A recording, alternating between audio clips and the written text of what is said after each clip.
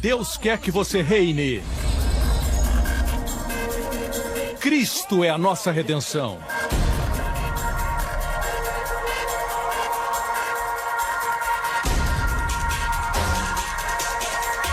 Deus é justo e faz o pecador justo.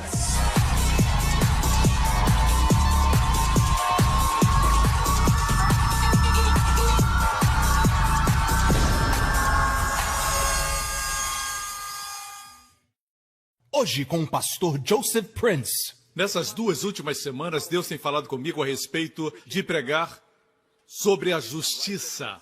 Você verá o que Deus está fazendo nesses últimos dias. E qual a mensagem que Deus quer que apresentemos. Primeiro, Deus estabelece pastores que alimentam as ovelhas. Diga pastores. Perceba que está no plural. Diz em Jeremias, e levantarei sobre eles pastores que apacentem. Pastores de ovelhas. Que apacentam o povo e não batem nas ovelhas. Alguns pastores ficam açoitando as ovelhas. Deus diz que não devemos fazer isso, temos que apacentar. Algo acontece quando alimentamos ou apacentamos. A igreja é o lugar para alimentar. Você pode servir como diácono, como músico, mas não é para isso que você vem à igreja. Você vem para se alimentar. Todos precisamos de alimento. Deus se interessa mais em que você se alimente do que o seu serviço. Jesus se agradou mais de Maria, que se alimentava da sua palavra, do que Marta, que estava o servindo. Quando você se alimenta, o que acontece? Quando você está sob o alimento ungido, ensinamento ungido, 3 coisas acontecem. Nunca mais temerão, o rebanho não terá medo. Como você sabe que está numa igreja que alimenta, que tem boa comida? Em primeiro lugar, você não teme. O temor não será um fator na sua vida. Você não se assombrará ou desmaiará. Não ficará desencorajado. O desencorajamento vai diminuir na sua vida. Não somente isso, e nenhuma delas faltará. Aleluia! Amém? Vai descobrir que Deus vai tirar a escassez da sua vida. Ele vai dar fartura, amém? O incrível é que essas 3 bênçãos acontecem quando estamos nos alimentando. Não é nosso esforço. Quando nos alimentamos com boa comida, o desencorajamento, a falta desaparecem. É uma boa notícia. Se o Senhor é seu pastor, nada lhe faltará. A próxima pergunta é, nos alimentar com que ensinamento? Me alegro porque a Bíblia responde as perguntas no seu próprio contexto. Quando você quer estudar a Bíblia, você descobre que, por exemplo, Deus levantará pastores para alimentar as ovelhas. Alimentar com que ensinamento? A Bíblia, dentro do seu contexto, diz que tipo de alimento. Vejamos o contexto. Eis que vem dias, diz o Senhor, em que levantarei a Davi um renovo justo, e sendo rei reinará e agirá sabiamente, e praticará o juízo e a justiça na terra. Nos seus dias Judá será salvo, Israel habitará seguro, e este será o seu nome com o qual Deus o chamará. Jeová Tsidekenu, em hebraico, o Senhor, justiça nossa. Portanto, o contexto nos diz que o alimento que deve ser dado às ovelhas, trazendo as 3 bênçãos mencionadas, é a mensagem sobre a justiça de Deus. Você não tem justiça própria. Obedecer à lei não faz de você justo. Obediência não faz de você justo. O Senhor é a sua justiça. Eu disse, o Senhor é a sua justiça. Se você tem Jesus na sua vida, Jesus é a sua justiça. Amém? Glória a Deus. O texto não diz somente o tipo de comida, mas fala quando isso vai acontecer. No cronograma de Deus. E descobrimos que está acontecendo agora. Essa profecia é para a nossa geração. Amém? Próximo versículo. Portanto, eis que vem dias, diz o Senhor, em que nunca mais dirão, vive o Senhor que fez subir os filhos de Israel da terra do Egito. Mas, versículo 8, vive o Senhor que fez subir e que trouxe a geração da casa de Israel da terra do norte e de todas as terras para onde os tinha arrojado, e habitarão na sua terra. Deus está dizendo que o povo não contará mais a história de Deus tirando o povo de Israel do Egito. Você lembra? Os 10 mandamentos... Deus falando, Moisés. Naquela época, o povo contava a história de Deus tirando o povo do Egito. Deus diz que não vão falar dessa história. Dirão, Naqueles dias, o Senhor que fez subir a casa de Israel da terra do norte. Que terra está ao norte de Israel? Para nós, em Singapura está... Você não sabe. Não é Indonésia, Malásia. O país ao norte de Israel, Rússia. Se fizer uma linha de Jerusalém para o norte, vai cruzar Moscou. Certo?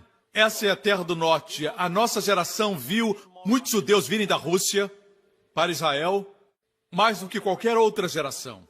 Amém? Por isso digo que nós somos essa geração na qual Deus vai levantar pastores que alimentarão o povo com a mensagem que o Senhor é nossa justiça, que a Bíblia diz que o tempo desse mover extraordinário é o tempo quando os judeus voltassem. Um êxodo maior do que aquele do Egito. Glória ao nome do Senhor, aleluia! Amém! Quero aclarar alguns pontos, essa não é ainda a minha mensagem. Mas para fundamentar a minha mensagem, eu quero trazer algo que é muito importante para que a mensagem possa ser entendida. Muitos definem justiça como fazer certo. Justiça não é agir corretamente, é ser correto. Amém? Alguns definem o pecado como agir erradamente. Não, o pecado resultará em erro, mas acima de tudo, o pecado é um estado de ser. Amém? Você me escuta? Não é uma ação errada, é um estado de ser. Justiça não é fazer o certo, é o estado de ser. Amém? Assim, quando falamos de justiça, não é fazer algo corretamente, mas é um estado de ser. Veja 2 Coríntios 5:21. Isso desfaz a visão de que justiça é fazer o certo e pecado é fazer errado. E muitas pessoas, inclusive cristãos, acreditam assim. Até mesmo pregadores pensam assim. Mas isso é um erro. Leiamos a passagem bíblica. Aquele que não conheceu o pecado, o fez pecado.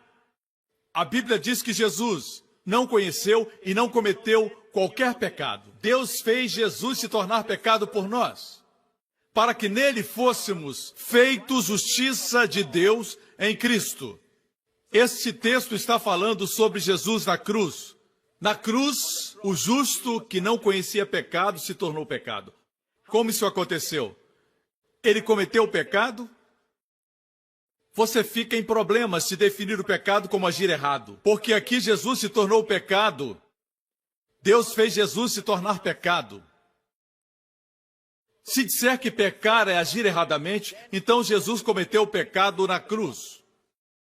Não, a Bíblia diz que ele não conheceu o pecado. Como se tornou pecado? Recebendo o nosso pecado. O pecado é um estado de ser. Por outro lado, porque ele se tornou nosso pecado, nós nos tornamos justiça de Deus.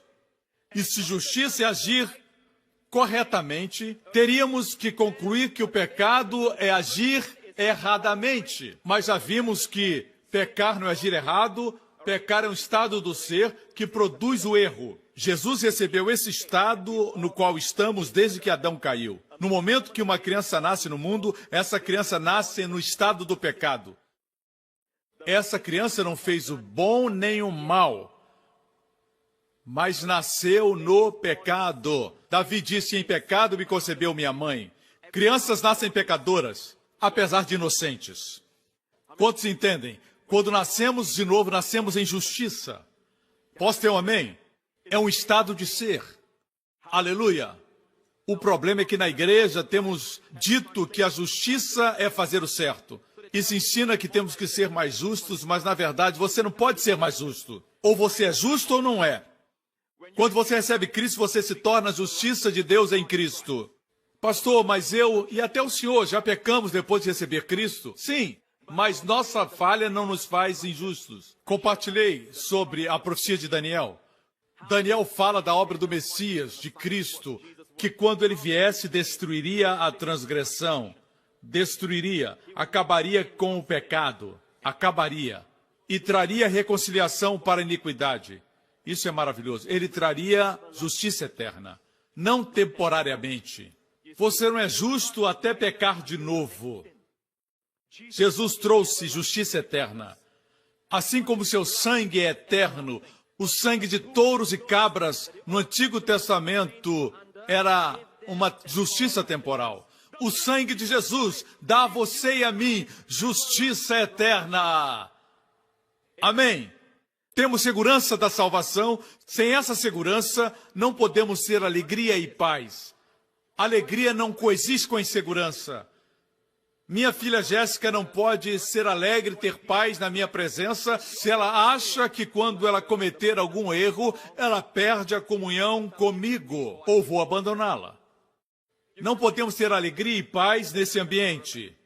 A Bíblia diz que temos que ter alegria e paz, aleluia, sabendo que temos justiça eterna. Você é eternamente justo. Você não se alegra com isso? Mas essa não é a minha mensagem, aqui está somente o fundamento.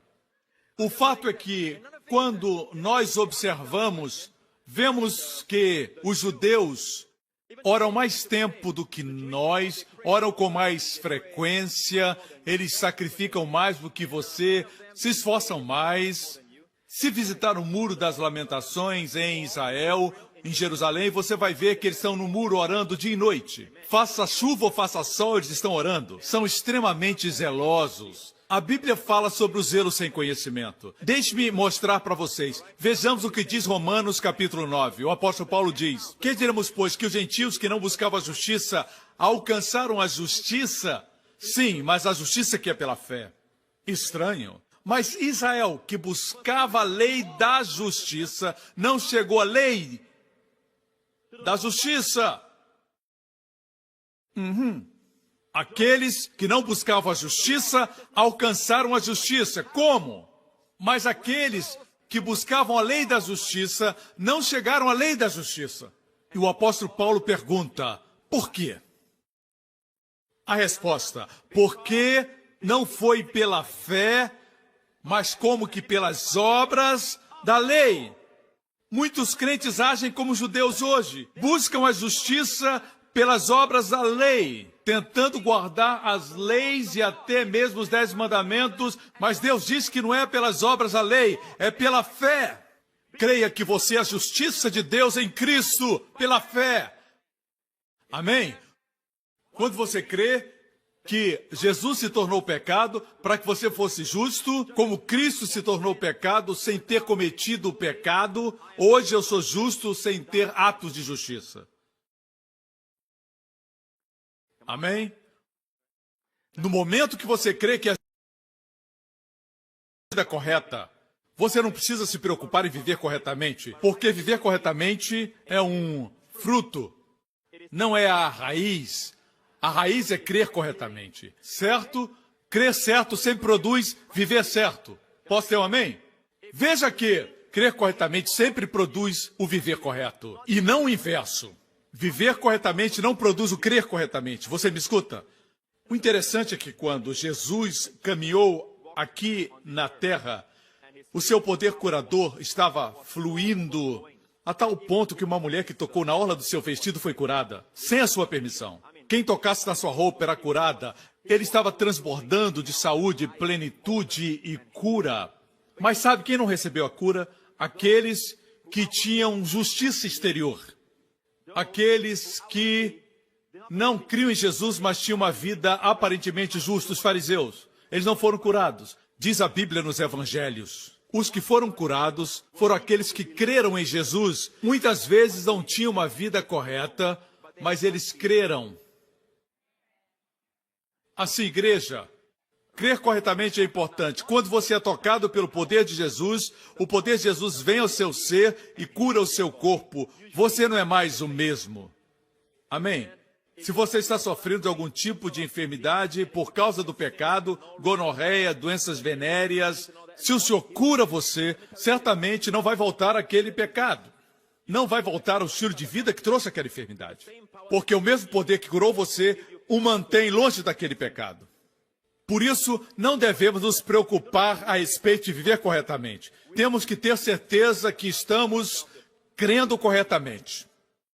Você está crendo corretamente? Isso vem quando somos alimentados. Com este alimento, começamos a crer. Amém? Amém? Glória a Deus. Continuemos. Diz Porque eles não se tornaram justos, apesar de terem tentado, mas não foi por fé, foi pelas obras da lei. Eles tropeçaram na pedra de tropeço. Qual é a pedra de tropeço? No primeiro culto alguém disse a lei. Não, a pedra de tropeço aqui é Jesus. Continue lendo o contexto. Como está escrito, eis que põe em Sião, não fala em Sinai. Uma pedra de tropeço e uma rocha que faz cair, e aquele que nela confia jamais será envergonhado. Note que a pedra de tropeço é Jesus, e quem crê em Jesus nunca será envergonhado. Amém? Escute, não é que Jesus seja a nossa pedra de tropeço, mas Jesus, como a nossa justiça, é que é a pedra de tropeço. Porque o contexto aqui fala de justiça. Você me escuta? Você sabia que nossa igreja é uma pedra de tropeço? Para algumas pessoas que consideram nossa igreja pedra de tropeço. Sabe o que é uma pedra de tropeço? Não é Jesus. Jesus, como nossa justiça, é a pedra de tropeço. Nós nos gloriamos em Jesus como nossa justiça, não nos gloriamos na nossa obediência, em guardarmos a lei. A Bíblia diz que o Senhor é a nossa justiça. E o Senhor, nossa justiça, é uma pedra de tropeço para os judeus. Assim como hoje é para alguns crentes. Eu sei que alguns de vocês, quando perguntam de que igreja você é, e você diz, sou da igreja New Creation, eles dizem, e olham de forma estranha. Certo? Mas alguns reagem dizendo, essa é uma boa igreja. Eu afirmo que nós somos a pedra de tropeço, mas, pastor, a Bíblia diz que não devemos ser tropeço para o nosso irmão. Leia com cuidado, esse texto se refere à comida e à bebida. No que se refere à doutrina e ao evangelho, não podemos negociar.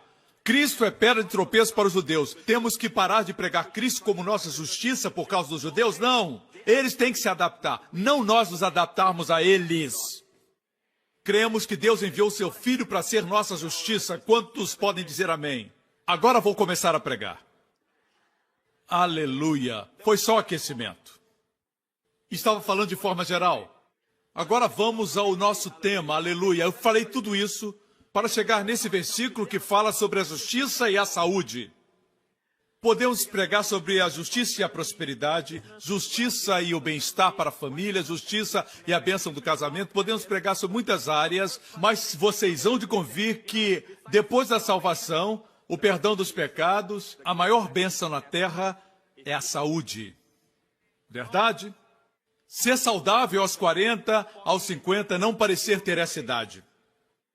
Ter 60 e o corpo dizer que você não tem 60. Tem pessoas que têm 30 anos e parecem ter 50. Isso é verdade, eles chamam de idade cronológica e idade real. Mas a verdade é essa, não adianta ter prosperidade, ter muito dinheiro e o seu corpo está incapacitado, você está sempre deitado e doente. E só para que saibamos que o desejo de Deus, conforme 3 João 2, vou citar o texto, amado, oro para que você tenha boa saúde e tudo lhe corra bem, assim como vai bem a sua alma. O desejo de Deus para nós é que prosperemos e tenhamos boa saúde, assim como a nossa alma. Deus não está somente interessado na sua alma. Deus quer que você prospere como o texto que nós lemos. Tenha boa saúde e tudo lhe corra bem. Assim como vai bem a sua alma. Deus me disse recentemente, quando o meu povo souber que eu quero que eles sejam saudáveis, eles serão saudáveis. Amém? Vou falar sobre saúde e justiça hoje. Vou ler um versículo, mas antes que leia, você vai ficar surpreso com o que eu vou compartilhar. Às vezes eu mesmo me surpreendo com o que falo. Eu sei que você vai ficar surpreso. Você sabia que impor as mãos sobre os enfermos, apesar de Jesus ter feito isso e o povo foi curado, e o próprio Jesus disse para os seus discípulos, esses sinais seguirão os que crerem, em meu nome imporão as mãos sobre os enfermos e eles serão curados. Ele não disse, impõe as mãos, ore e eles serão curados. Ele mandou só impor as mãos e eles curariam. Pense nisso. Então, você sabe do que fala esse versículo? Como curar os enfermos? É muito simples. Levantem as mãos. Isso se chama mãos. Estão na extremidade dos seus braços, certo? Mãos. Mãos sobre o enfermo. Tem o enfermo? Impõe as mãos. Certo? Deus cura. Entende? Encontra o enfermo, impõe as mãos, Deus cura. Jesus não disse que você curaria. Disse impor as mãos sobre os enfermos, mas tem que ser crentes. Os crentes impõem as mãos, Deus cura. Amém? As pessoas acham isso estranho. Pastor, como o senhor cura? Mãos, doente. Impõe, Deus cura. Amém? Mãos estão na extremidade dos nossos braços, no nosso corpo. São as mãos. Imponha sobre o enfermo. Amém? Nós fazemos isso na nossa igreja, continuamos fazendo, mas na verdade é para impormos sobre os descrentes. Essa é a vontade de Deus, e não sobre os crentes. Quando lemos a Bíblia cuidadosamente, vemos que quando os crentes impunham as mãos, era sobre descrentes. Jesus, é claro, sempre impunha as mãos sobre descrentes. Não existiam crentes ainda. Quando Jesus comissionou seus discípulos, no livro de Atos, eles impuseram as mãos sobre os enfermos, entre os descrentes. Crentes impondo as mãos sobre enfermos descrentes. Qual a provisão para os crentes? Eu creio, me escute bem, podemos impor as mãos sobre crentes, mas não é o ideal de Deus. Por isso eu disse, alguém que me escuta pode pensar que eu estou inventando essas coisas, mas se você ler cuidadosamente, vai descobrir que até mesmo os dons do Espírito são para os descrentes, para o benefício deles. Deus demonstra os seus dons para atraí-los para Jesus. Amém? Por que precisa de cura se o curador vive dentro de você? Vejamos. Fique de pé, Patrick. Eu sou um crente. Digamos que a unção de cura está em mim. E ele é um descrente. É claro que ele é crente. Mas digamos que é o descrente, certo? Agora, o curador vive em mim. Por isso impõe minhas mãos sobre o enfermo. O curador transmite seu poder e sua presença para o enfermo. Amém?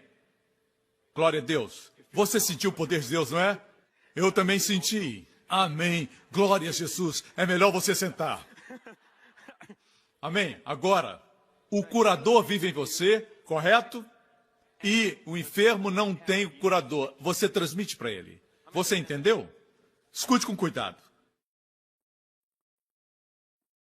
Todos os crentes têm um curador. Cristo vive em nós. Não é o ideal de Deus. Muitas vezes não sabemos quem somos, quem habita em nós e dependemos que os outros orem por nós. Mas esse não é o ideal de Deus. Quantos entendem isso? Se você buscar oração, vamos orar. Não me entenda mal. Se for um dos nossos pastores, eles vão orar por você e impor as mãos. Mas não é o ideal de Deus. O ideal de Deus é que viva na saúde do novo concerto. Eu vou mostrar como. Vejamos Romanos 8:11. É um poderoso versículo. Vejamos o versículo. E se o espírito daquele que ressuscitou Jesus dentre os mortos habita em vocês, aquele que ressuscitou a Cristo dentre os mortos, também dará vida a seus corpos mortais, por meio do seu espírito que habita em vocês. Antes de mais nada, vamos entender algo importante. Essa vida dada aos nossos corpos mortais. O que é mortal? Um dia nós teremos um novo corpo. Você sabia que a qualquer momento Jesus pode voltar? Todas as profecias com respeito à sua vida já foram cumpridas. Israel já está na sua terra. O evangelho está sendo pregado aos 4 cantos da terra. Amém. A qualquer instante Cristo pode voltar.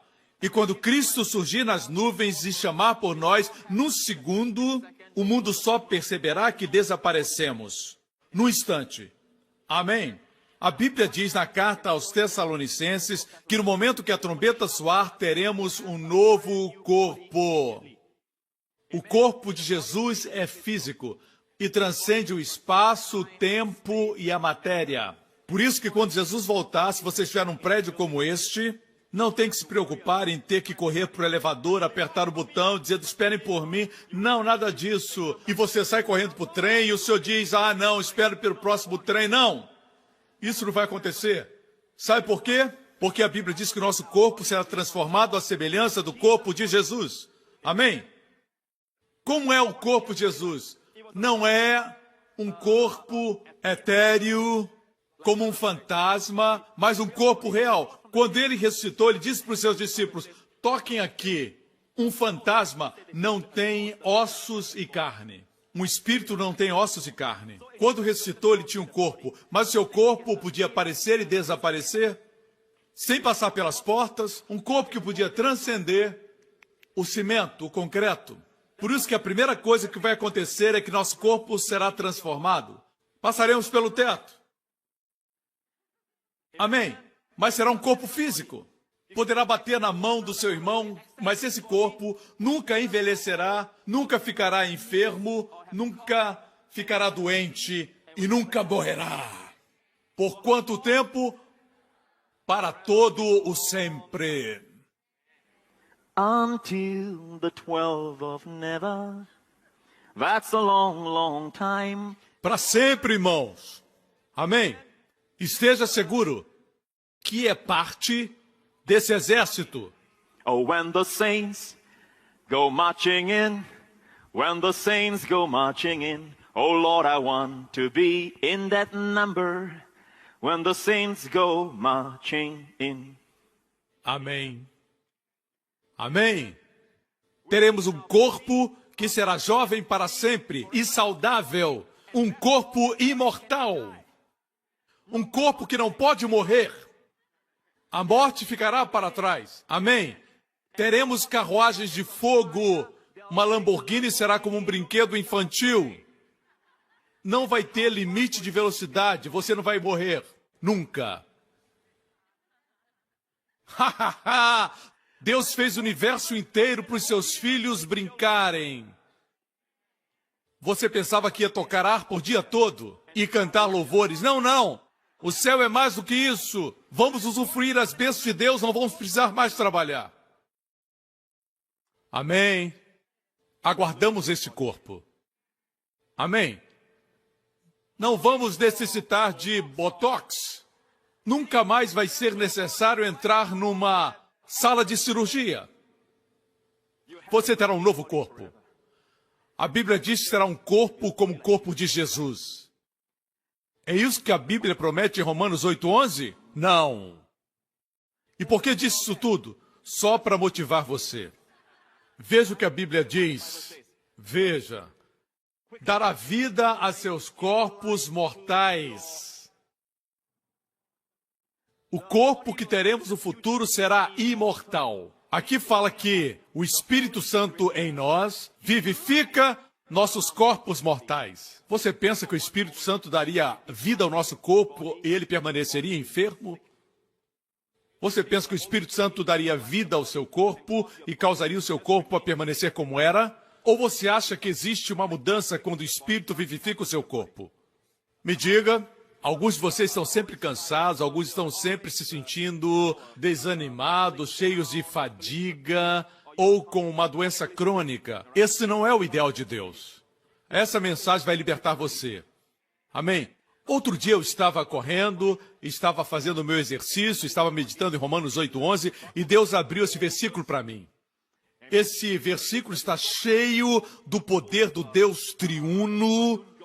Deus triuno quer dizer, Deus são três pessoas divinas em um. Um Deus, não três deuses. Três pessoas, um Deus. Podemos usar a água como ilustração. Líquido, sólido e gasoso, a mesma substância em diferentes estados, mas não explica o mistério do Deus triuno. Não dá para explicar porque é um mistério. Eu chamo do Deus triuno.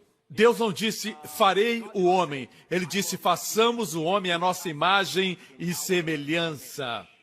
Pai, Filho e Espírito Santo. Esse versículo está encharcado com Deus triuno. O triuno Deus é mencionado duas vezes em um versículo. Leamos o texto. E se o Espírito daquele que ressuscitou Jesus dentre os mortos, percebe o Deus triuno? O Espírito daquele que ressuscitou Jesus. O Espírito Santo do Pai que ressuscitou Jesus o Filho. Você viu o Pai, o Filho e o Espírito Santo? Percebeu? Na primeira parte do versículo vemos o Deus triuno.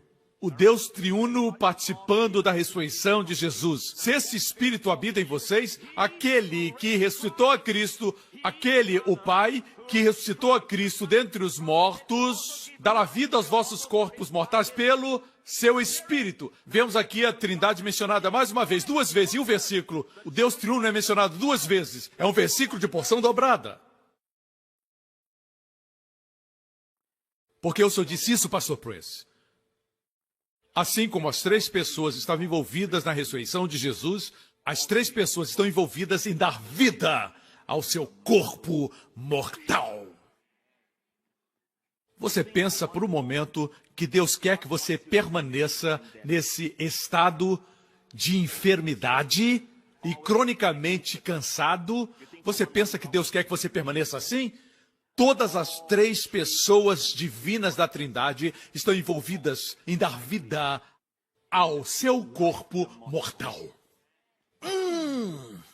Só essa informação nos enche de energia. Alguns estavam em estado de coma e precisavam dessa mensagem. Amém? Amém. É incrível perceber que quando nós vamos a um jogo de futebol, nós gritamos. Quando estamos na casa de Deus, nós dormimos. É uma guerra espiritual. Deixe-me dizer, eu não sou um pastor que fica ofendido quando as pessoas dormem no culto. Às vezes, tenho vontade de dormir. Ontem à noite eu dormi muito pouco. Às vezes eu penso que um dia eu vou estar pregando e vou dormir enquanto prego. Nós nos merecemos. A verdade é que isso nos mostra que existe uma batalha espiritual. Antes de você morrer, você fica doente. Antes de ficar doente, você fica fraco.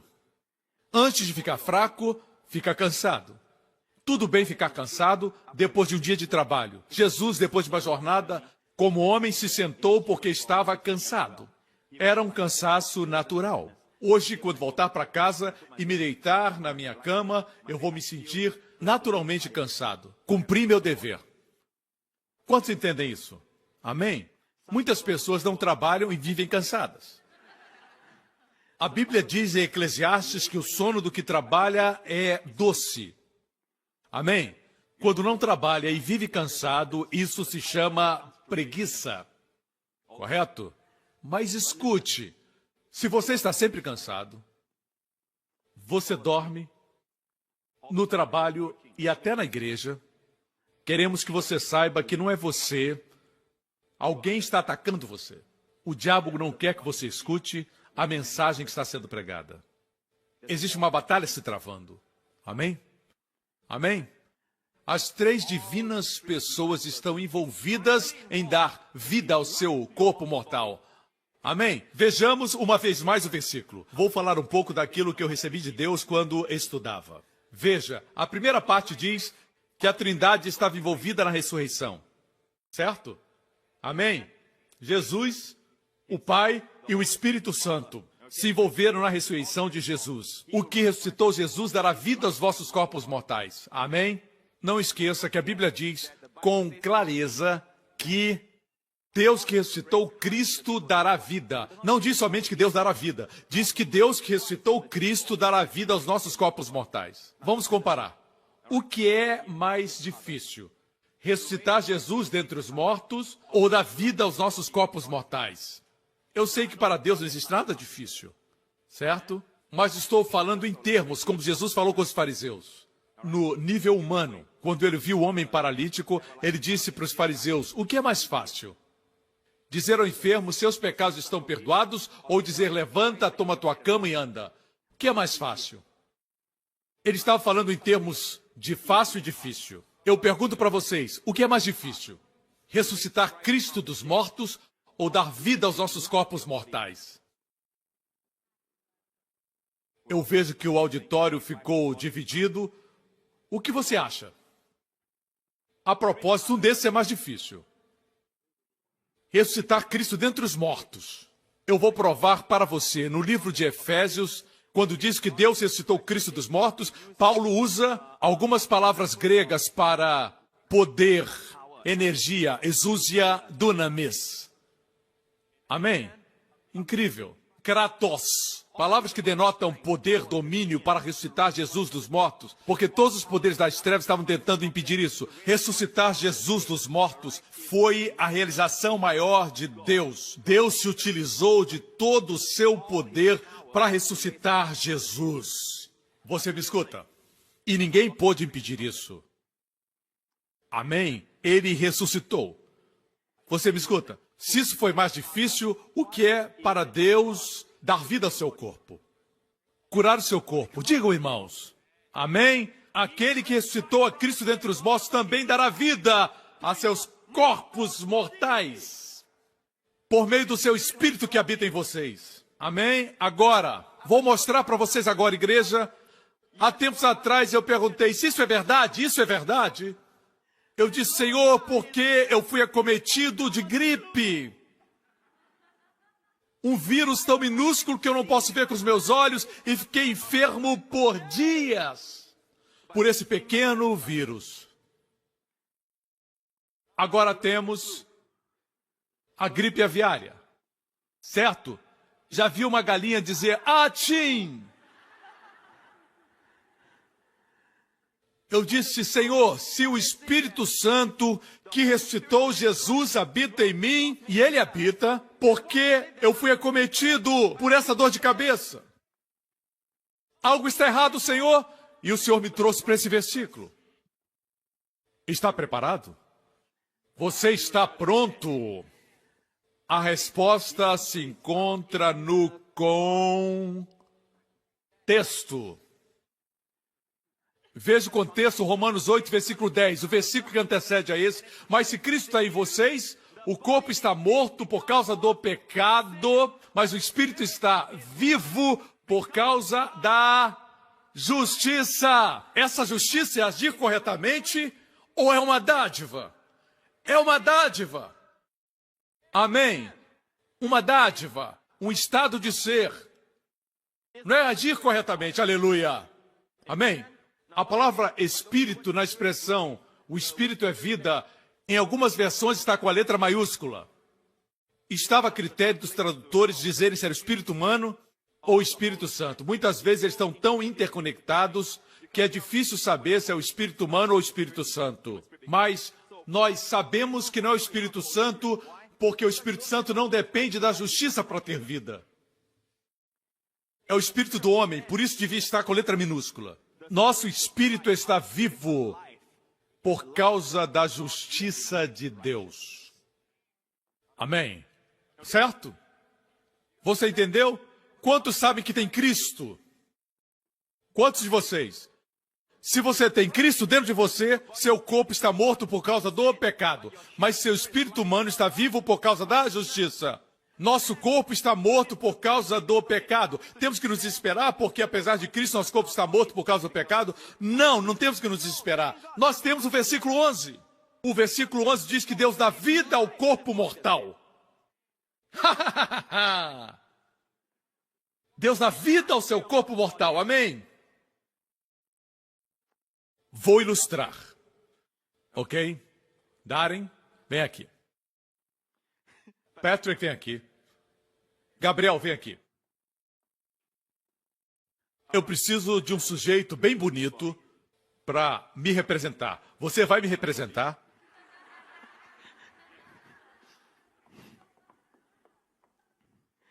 Ok. Esse é o pastor Prince em 3 divisões, certo? Espírito, alma e corpo. Ok. Esse é o corpo do pastor Prince. Vem a semelhança? Ok. Essa é a alma, a mente, as emoções estão na alma. Diga alma. Esse é o espírito. Diga espírito. Agora, repitam essas palavras. Eu sou o espírito, eu tenho uma alma e vivo num corpo. Você não é o seu corpo. O seu corpo é sua casa. Se morrer, seu corpo cai e o verdadeiro você sai. A primeira coisa que vai sentir é que sua alma e seu espírito saíram. Seus sentimentos lhe acompanham. Seu corpo cai no chão. A primeira coisa que você sente como crente é que você se sente vivo. Seu corpo é um impedimento, você se sente livre. Não somente isso, você se sente em completa paz. Paz verdadeira e alegria incessante. Para sempre. Não se preocupe com o seu corpo, a Bíblia diz que Deus vai dar a você um novo corpo. Um corpo como o de Jesus. Amém? Boas novas. Muito boas novas. Assim, você não é o seu corpo. Amém? Essa é a casa onde vive, sua moradia, é a sua residência. Olha ao redor e vai ver que tem muitas casas. Temos apartamentos, casas com quintal, algumas parecem um hotel, 2 lustres na orelha. Algumas são casas que têm portões grandes. Algumas têm lindas janelas, outras pequenas janelas, algumas janelões. Algumas têm um telhado espetado, outras têm um telhado aberto. Assim, o nosso corpo é a casa onde nós moramos. Você não é seu corpo, você é o espírito e possui uma alma. Alma e espírito estão interligados. Mas a título de explicação eu vou dividir. Esse aqui sou eu, esse é você. Nós somos seres tripartites. O que é tripartite? 3 partes em um. Como Deus, Ele nos fez a sua imagem. Ele é 3 em 1. Pai, Filho e Espírito Santo. Deus disse, façamos homem a nossa imagem. Deus nos fez espírito, porque sendo espírito, Ele pode se comunicar conosco. Os que não são salvos estão mortos. Baixa a cabeça, mortos. É assim que é uma pessoa que não é salva. Seu espírito está morto. Mas a alma e o corpo estão vivos, desconectados do espírito. Com a mente não pode se entender a Deus, com as emoções não podemos sentir a Deus. Com a vontade não podemos nos comunicar com Deus. Com o corpo jamais podemos tocar Deus. Deus é espírito. Deus é espírito e você é espírito. Quando você recebe Jesus, seu espírito vive. Olhe para cima, agora você está vivo. Amém? E agora Deus que é espírito e você que é um espírito podem se comunicar. Você tem absoluta certeza que está salvo. Alguém pergunta e você diz, eu sei que sou salvo. Quando recebemos Jesus, recebemos essa convicção. Amém? Amém? Pode ir um teólogo dizendo, eu sou graduado por um dos melhores seminários do mundo, eu vim aqui para dizer que se você faz parte dessa igreja, você não é salvo. Chegou tarde, eu sei que sou salvo. Amém? Existe uma convicção interior que transcende o conhecimento humano, certo? Veja isso, é muito interessante. Você, bonitão. Ok, a Bíblia diz, mas se Cristo está em vocês, o corpo está morto por causa do pecado, mas o Espírito está vivo por causa da justiça. Assim, o corpo está morto mesmo para os crentes, os descrentes muito mais. Mas para o crente, seu corpo está morto por causa do pecado. Não se desespere, porque o Espírito está vivo por causa da justiça de Cristo. Quando recebemos Jesus, para onde Jesus vem, o Espírito de Cristo vem para o nosso espírito. Às vezes a pessoa sente a sua presença, certo? Pode chorar no corpo, mas isso não importa, não é para aqui que Deus vem. Também não é para aqui. Não é para a mente nem para o corpo, ele vem para o espírito. E o espírito, olhando para baixo, que estava desconectado, recebe vida. Isso é nascer de novo. Amém? Amém? Amém! E quanto mais vem a igreja, recebe alimento e desenvolve seus músculos. Amém? Você se torna mais e mais forte. Veja, a Bíblia diz que o Espírito Santo quer vivificar nossos corpos mortais. Esse é o objetivo do Espírito Santo. Veja que o versículo 10 diz, se Cristo está em vocês, o corpo está morto por causa do pecado, mas o Espírito está vivo por causa da justiça. Mas tem uma parte no meio, a mente. É a mente que impede que o Espírito toque o corpo. Se lermos Romanos 8, o texto que estamos estudando, encontramos que a mente carnal produz morte e a mente espiritual produz vida e paz. Você vai ficar surpreso. O que é mente carnal? Não são pensamentos impuros. É claro que isso é carnal. Mas ter uma mente carnal aqui é crer que você está sujo, impuro, é um pecador, mesmo sendo salvo. Você acha que é um péssimo cristão? Crer assim é ser carnal. Crer assim, segundo a Bíblia, gera morte. Mas se você crer como a Bíblia diz, você crê que você é a justiça de Deus em Cristo, isso é ter uma mente espiritual que produz vida e paz. Você me escuta? Depois de ser salvo, o cristão precisa de bom ensinamento. Precisa que sua mente seja renovada, ou então sua mente será magra. Amém? Eu só estava ilustrando. Aqui está a mente e as emoções. O Espírito de Deus vem a seu espírito porque você é... Você é justo? Sim. Se sua mente não sabe que você é justo, não existe conexão. O Espírito toca a mente não toca o corpo. Não toca, porque a mente não sabe quem está tocando. A mente não sabe. É verdade que todo crente é justo. É um fato. Saiba ou não saiba, ele é justo. Mesmo que ache que é sujo, impuro, você continua justo aos olhos de Deus.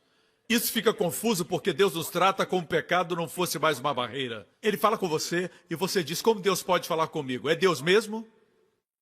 Você está entendendo? Por isso precisamos de ensino bíblico. É por isso que você deve ir à igreja e ser alimentado. Sua mente precisa aprender, ela precisa ser renovada. Somos transformados pela renovação das nossas mentes. Nossa mente precisa saber que somos justos. Amém? A mente é também a sua consciência. As pessoas podem dizer amém, amém, mas estão conscientes das suas falhas, das suas limitações. Principalmente as mulheres. Desculpa, talvez por causa da queda de Eva. As mulheres têm a tendência de não se valorizarem. Quando aconselhamos uma mulher cujo marido cometeu adultério, ela diz, talvez seja minha culpa. Talvez precisasse ser mais amável, mas não existe desculpa para adultério. Ok? Quantos entendem isso? As mulheres se culpam facilmente.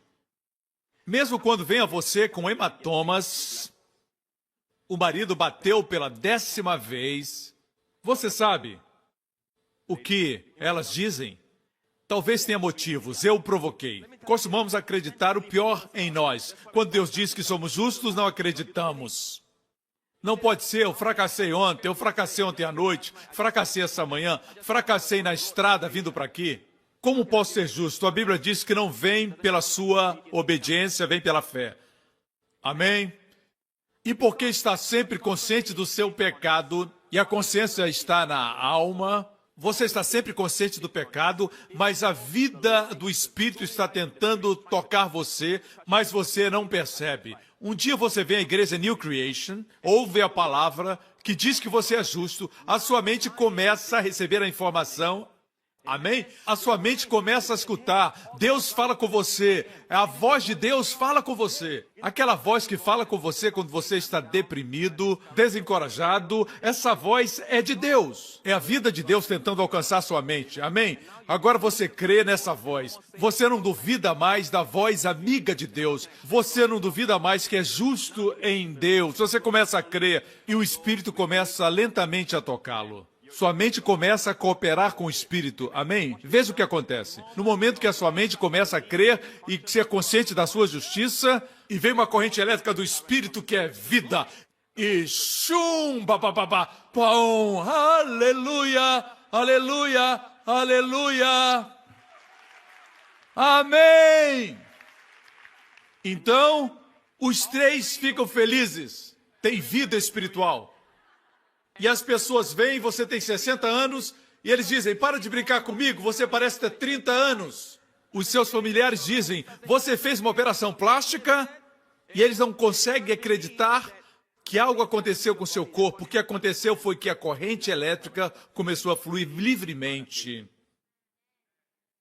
Vocês me escutam? Muitos crentes não acreditam nisso. Veja, se Romanos 8:11... a vivificação dos nossos corpos fosse automática, nenhum crente ficaria doente. Nenhum crente morreria antes do tempo. Nenhum crente teria um cansaço crônico. Mas isso não acontece. Você sabe que existem crentes que só vivem cansados, só vivem desmotivados e doentes. Mas, graças a Deus, encontramos o segredo. É ver o versículo no seu contexto. No versículo 10 diz que o Espírito vive por causa da justiça.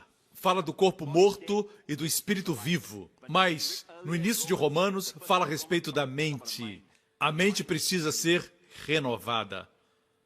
A mente está no meio. A mente é intermediária.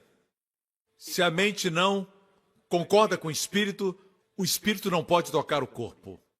Podem baixar as mãos. Muitos crentes morrem assim. O espírito tocando a alma, mandando crerem na verdade de quem são em Cristo, dizendo que são curados, são justos, mas a mente não responde. A mente não é treinada. Talvez vá a uma igreja que ensina que Deus não cura, que Ele deixa alguns doentes por sua providência, por uma razão. Amém? E a mente não se conecta tocando o corpo. Esse é o ideal de Deus para o crente. Todas as vezes que você diz a sua justiça de Deus em Cristo, sabe o que acontece? Você dá vida ao corpo. Amém? Bem, quando diz isso, está fazendo assim. Pã, o poder da vida flui. Pá, pá, pá, pá, pá, pá, aleluia. A pessoa se sente energizada, quer assistir 4 cultos, aleluia. Ela está cheia de energia. Já que vocês estão aqui, The wheels on the bus go round and round, round. um aplauso para eles, aleluia. Glória a Jesus. Agora, deixe-me concluir com mais um versículo. O fato, irmãos, é que Jesus veio dar vida. A Bíblia diz que Jesus veio para dar regulamentos, regras, leis abundantes. Não, ele não veio para dar regras e regulamentos, mas ele veio dar vida e vida abundante. Amém? Deus nunca quis que você morresse. Nunca foi a vontade de Deus que o homem vivesse, depois envelhecesse, ficasse doente e morresse. Esse não é o ideal de Deus. Aconteceu por causa do pecado. O salário do pecado é a morte. O dom gratuito de Deus é a vida eterna. Diga vida. Concluo com esse versículo. Romanos, capítulo 5, verso 17. Veja, se pela transgressão de um só homem a morte reinou por meio dele, quem foi esse imbecil que fez com que a morte alcançasse todos os homens? Adão! Por isso que a sua casa no céu vai estar escondidinha com muita segurança. Todos vão querer encontrá-lo. Eu acredito que ele foi para o céu. Amém? Pela transgressão de um só homem, o pecado de Adão, a morte reinou por meio dele.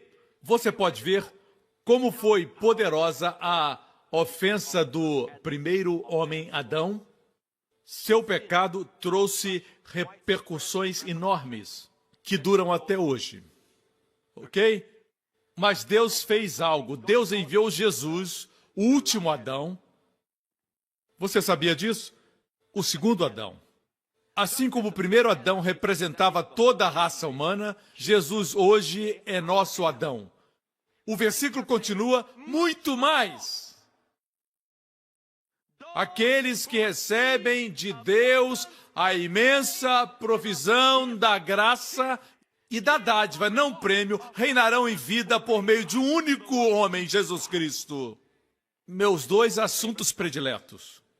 Sou grato de poder pregar sobre isso. 2 coisas que você precisa. A abundância do favor imerecido e a dádiva da justiça. E você vai reinar em vida. Reinar em vida não é somente dizer, eu vou reinar nesta vida. Não é somente reinar aqui. Reinar em vida, ao contrário da morte em Adão. A morte opera nessa frequência, você está acima. Você está reinando com vida, pela vida. Em plenitude de vida. O oposto da morte. Aleluia! E as chaves são essas. Aqueles que recebem de Deus a imensa provisão da graça. É possível pregar sobre a graça demais? É para aqueles que receberam a imensa provisão da graça. Ore para o seu pastor pregar uma imensa provisão de graça. Porque aqueles que recebem de Deus a imensa provisão da graça e a dádiva da justiça reinarão em vida e não em morte, por Jesus Cristo. Amém? Pergunte a qualquer crente, com quem se identificam mais? O primeiro ou o último Adão? Ele se identifica mais com o primeiro.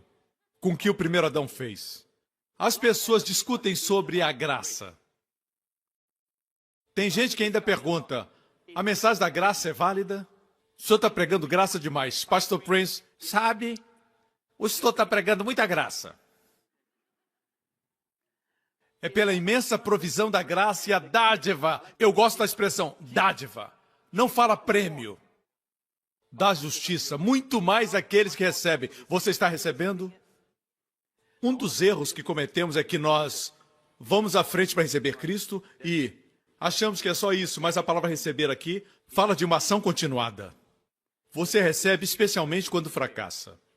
Amém? Você se ira no trânsito e deve dizer, eu recebi a dádiva da justiça, eu continuo justo. Aleluia, eu sou a justiça de Deus em Cristo. Entendem? Ou então continua na consciência do pecado que produz ainda mais pecado. E você se ira mais no trânsito. Fica pior. A melhor coisa que fazemos é confessar que somos a justiça de Deus em Cristo. Amém, igreja? É uma ação continuada. Recebe especialmente quando fracassa. Após discutir com a sua esposa, vire de costas e diga, eu sou a justiça de Deus em Cristo. Mesmo com raiva, eu sou a justiça de Deus em Cristo. Sabe o que vai acontecer? A morte não vai imperar no seu casamento. Quanto mais você confessa a justiça, recebe mais vida. A condenação produz morte. Amém? Veja que a palavra diz, os que recebem, a abundância da graça recebem, a dádiva da justiça. Vocês são bons recebedores? São bons recebedores? Os singapurianos são maus recebedores, porque se envergonham. Pensamos que só merecemos um presente quando existe um motivo.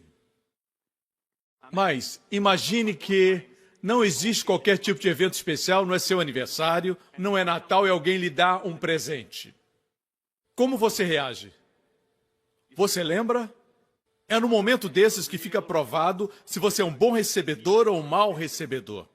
Alguns dizem assim, mas amigo, não precisava isso. Pense nessa expressão, não precisava isso. É claro que eu não precisava dar um presente. Se eu tivesse que lhe dar um presente como seu patrão que tem que dar um salário, em função das leis trabalhistas, ele não tem outra escolha. Ele tem que dar a você o seu salário. Se eu tivesse que dar um presente, não seria um presente. Por que você diz, não era preciso? Claro que não era preciso, é um presente. Talvez você não diga, não era preciso, mas você diz, amigo, isso foi muito caro. Não precisava ter gastado dinheiro comigo. E as coisas ficam ainda piores quando envolvem seus filhos. Os seus filhos estão crescendo e a tia quer abençoar os filhos com algo e a mãe diz, não precisava gastar seu dinheiro com eles. E eles pensam, gastar dinheiro? Quer dizer que eu não mereço? E depois, quando eles crescem, não têm autoestima, eles entregam suas virtudes, o seu valor muito facilmente, e você diz, eu não ensinei a eles a serem assim. Você ensinou sim. Eles cresceram pensando que não tinham valor. Ninguém pode dar para minha filha Jéssica um presente que ela não mereça. Amém? Não gaste o seu dinheiro. Pobre crianças, não tem valor. Nós somos maus recebedores. Ou, diríamos assim, porque o presente, eu não mereço. Eu não mereço esse presente. Pare, é um presente. Se merecesse, não seria um presente, seria uma recompensa.